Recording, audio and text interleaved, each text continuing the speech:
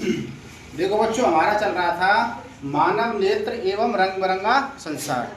मानव नेत्र एवं रंग बिरंगे संसार पे हम उस हमारी आंख में जो जो हमारे घटक थे या कंपाउंड्स थे, उनमें हम लगभग सबको करा चुके थे। और तुम्हारी जो लास्ट में जो रह गई थी, हमारी एक क्षमता रह गई, कंपाउंड सारे करा दी हमने। तुम्हारी कॉर्निया भी हो गई, तुम्हारा अंधबिंदु पीतबिंदु हो गए, तुम्हारे आइरिस के बारे में हो गया तुम्हारा, ठीक है ना। दृक तंत्र का क्या होती है वो सारी चीज मैंने बता दी। इसके बाद अगर मैं बात करूं तो स्पेशली नेत्र की समंजन क्षमता की बात करें। किसकी बात करें? नेत्र की समंजन क्षमता का मतलब होता है, अगर मैं अंग्रेजी में बोलूं तो आपसे power of accommodation of eyes. Power of accommodation of eyes, एक साथ बोलेंगे सभी। Power of accommodation of eyes, power of accommodation of eyes, ऐसे याद रख सकें। या तो मैं नेत्र की समंजन क्षमता या समायोजन क्षमता ध्यान रख सकें। नेत्र की समायोजन क्षमता, नेत्र की समंजन क्षमता, नेत्र का एकोमोडेशन एक ही बात है। अगर वो एकोमोडेशन आपको हिंदी में लिख के देता है तो आप समझ जाना कि उसने आपसे क्या पूछा है, नेत्र की समंजन क्षमता, या उसने नेत्र की समायोजन क्षमता पूछी है कि नेत्र कैसे समायोजन करता है किसी चीज को देखने के लिए, नेत्र किस तरीके से बैलेंस करता है। जिसमें पढ़ाने के लिए बैलेंस कर रहा हूँ ना, और कैमरामैन हमारा मतलब है कि कैमरे को बैलेंस कर रहा है, ऐसे हमारी आँख किसी वस्तु को देखने के लिए कैसे समायोजन करती है, ये सब करो।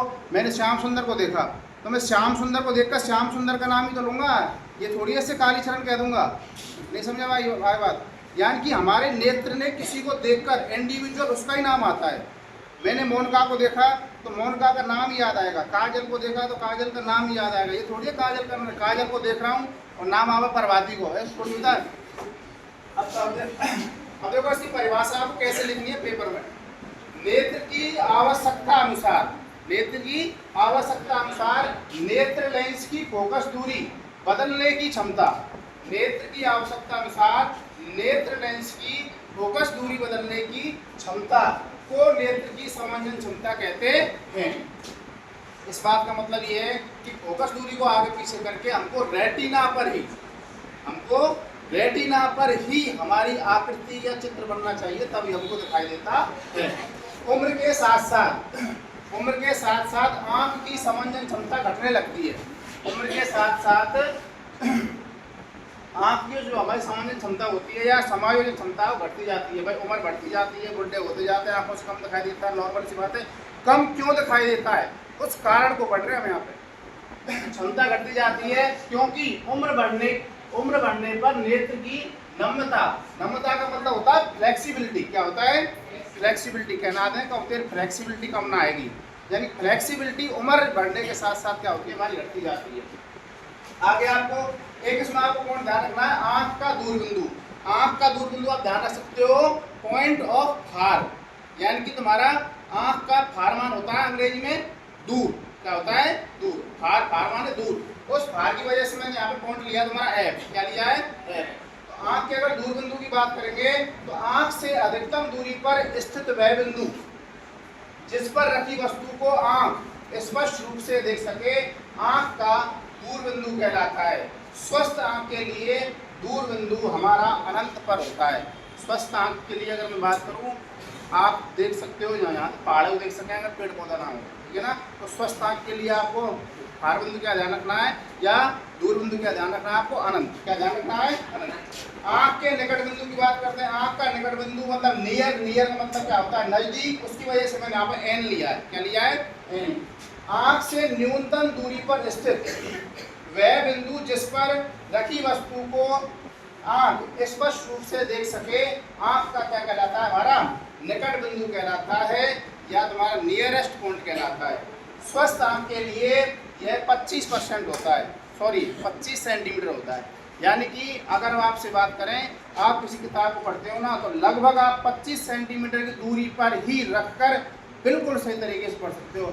बहुत से बच्चे पूछते हैं गुरुजी किताब कितनी दूर रखनी चाहिए, आँख हमको यूँ रखनी चाहिए या फिर वहाँ धर देनी चाहिए, वहाँ धर के पढ़ना चाहिए। आपको ना तो बस किताब को दूर रखना है, ना आँख को यूँ लाना है। लगभग आपको 25 सेंटीमीटर यानी कि 2 पैमाने मतलब 1.5 पैमाने के बराबर। लगभग एक पैमाना कितना होता है हमारा? 15 सेंटीमीटर का, और ये हमारी एक ब्रांच 15 सेंटीमीटर होती है लगभग। कितनी होती है? 15 सेंटीमीटर। अब इसमें तुम्हारा 10 सेंटीमीटर जोड़ लो, लगभग आप 25 सेंटीमीटर की दूरी पर वस्तु को या किसी अक्षर को स्पष्ट रूप से देख सकते हो। उससे ज़्यादा होने पर कम दिखाई देगा, उससे कम होने पर भी वो चीज़ इतनी स्पष्ट नहीं दिखाई देती है। अगली बात करेंगे हम, यानी दूरी को स्पष्ट दृष्टि से की न्यूनतम दूरी कहते हैं। यानी इस दूरी क्या कहते हैं हम?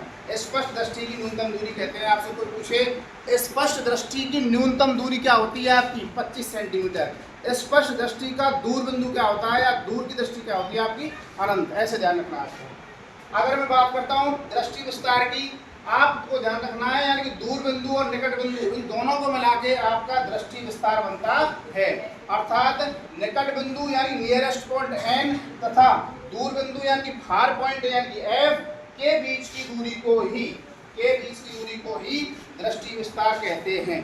स्वस्थ आंख के लिए यह 25 सेंटीमीटर से अनंत दूरी पर होता है, अनंत दूरी तक होता है। आपसे कोई पूछे भाई दृष्टि विस्तार तुम्हारा कितना है, आप मेरे से पूछे गुरु तुम्हारा दृष्टि विस्तार कितना है, मैं कहूँगा कि भाई साहब 25 सेंटीमीटर से लेकर अनंत तक।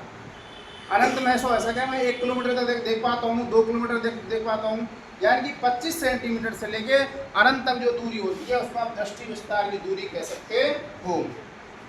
अगला है हमारा मोतियाबिंद, जिसको आप अंग्रेजी में कहते हैं कैटारैक्ट। मोतियाबिंद के बारे में आपने सुना, हमारे बड़े बूढ़े ने आंख में कहा जाए सफेद सफेद सो दूधिया सो धुंधला सा हो जाता है, जिससे हमको दिखाया ना, जिससे बड़े बूढ़े ने देख लो कम रह जाए, देख लो कम है भाई। कई बार उनकी आंखों की दृष्टि चली जाती है, हमारे दादाजी चलेगी ना, सबके दादाजी को हो जाता है मोतियाबिंद का। शल्य चिकित्सा द्वारा इलाज है लेकिन परमानेंट नहीं है। कभी कभी अधिक आयु ऐसे ध्यान रख के चलो 60 प्लस के, यानी कि 60 वर्ष से ज़्यादा उम्र के आदमी, अधिक आयु के कुछ व्यक्तियों के नेत्र का क्रिस्टलीय लेंस दूधिया या धुंधला हो जाता है, या सफेद सफेद से पड़ जाए, धुंधला हो जाता है। इस स्थिति को ही मोतियाबिंद कहते हैं। इसके कारण नेत्र की दृष्टि में कमी आ जाती है, या पूर्ण रूप से नेत्र खत्म हो जाता है या क्षय हो जाता है। इसका अगर हम बात करें शल्य चिकित्सा से इलाज संभव है, लेकिन 100% संभव नहीं है। इस पूरे को मैं आपको देसी भाषा में समझाने की कोशिश करूंगा। सबसे पहले ध्यान रखोगे, मैंने आपसे बात करी सबसे पहले नेत्र की समंजन क्षमता। किसकी बात करी? नेत्र की समंजन क्षमता का मतलब होता है हमारे नेत्र का एकोमोडेशन, यानी कि power of accommodation of eyes, यानी कि हमारी आँख की जो क्षमता है या समायोजन जो क्षमता है वो क्या है। तो आपको सीधी ध्यान रखनी है, यानी कि नेत्र किसी वस्तु को देखने के लिए किस तरीके से बैलेंस करता है या समायोजन करता है, उसको तो आप ध्यान रखो किसकी? हमारी इस नेत्र की समंजन क्षमता। अब अगर आपसे बात करूँ तुम्हारी में दूर बिंदु, यानी कि तुम कितनी दूरी तक देख सकें, सपोज करो तुम कहीं आँख बनवाने के लिए गए, आपसे वो सबसे पहले टेस्ट करते हैं आपका कितना नंबर है। नंबर के बाद आपसे पूछते हैं, अगर आप बड़े बूढ़े हो तो वो पूछेगा कि बाबा आपको कितना दिख रहा है। हमारे दोनों बाबा ने ले गए अब दिखावे, छोटे बाबा और बड़े बाबा है, तो दोनों की आंखों में कमजोरी रियल कहानी है।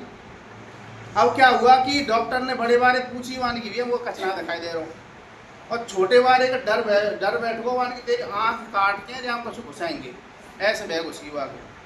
तो वहाँ तो पूछी वन की सनी बाबा कितना दिख रहा है, वन की भैया मोल यहाँ से लेके गांव तक दिख रहा है, यहाँ से लेके गांव तक दिख रहा है। वन बाबा फिर क्यों आए हो तू?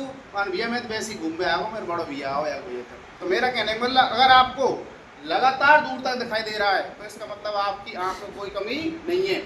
अर्थात जितनी दूरी तक आप देख पा रहे हो अनंत तक, वो तो आपका क्या कहलाता है? दूर बिंदु या फार पॉइंट कहलाता है। जितने नजीक तक कोई वस्तु तुम देख सके स्पष्ट रूप से, तुम किताबें तुम इतना दूरी रखेंगे ना तो ही सही दिखाई देता है, और दूर रखोगे और नजदीक रखोगे तो आपकी आँखों के जो समंजन क्षमता है वो बैलेंस करने में दिक्कत आती है। तो आपको नजदीक को ध्यान रखना है। दृष्टि विस्तार का मतलब होता है कि कम से कम कितना दूर तक देख सके तुम स्पष्ट, और ज़्यादा से ज़्यादा कितनी दूरी तक देख सके तुम, उसको कहते हैं दृष्टि विस्तार। ठीक है ना। मोतियाबिंद के बारे में आप जानते होंगे, तुम्हारे बड़े बूढ़े 60 प्लस के जो है जाएँ उनकी आँख पे एक फुली सी पड़ जाए दूधिया से रंग की या धुंधली सी, वाते मोतियाबिंद या कैटारैक्ट बोले, अंग्रेजी का बोले कैटारैक्ट। कैटारैक्ट का शल्य चिकित्सा द्वारा उसका इलाज संभव है, दोबारा उसकी दृष्टि लाई जा सकती है। लेकिन कई बार ऐसा भी होता है जैसे हमारे दादाजी की मोतियाबिंद की वजह से ही आंखें बिल्कुल ख़त्म हो गई थी, फिर 1-1.5 साल तक वो बिना आँखों के ही मतलब रहे। तो मोतियाबिंद एक ऐसी व्यवस्था है या ऐसी बीमारी मान के चलो, या तो वो तुम्हारी शल्य चिकित्सा से सही हो जाएगी, और सही नहीं होगी पूरी अगर आँख पे आएगी तुम्हारी पे, तो पूरी आँख क्या कर देती है, क्षय कर देती है, खत्म कर देती है। आ गया समझ में बात?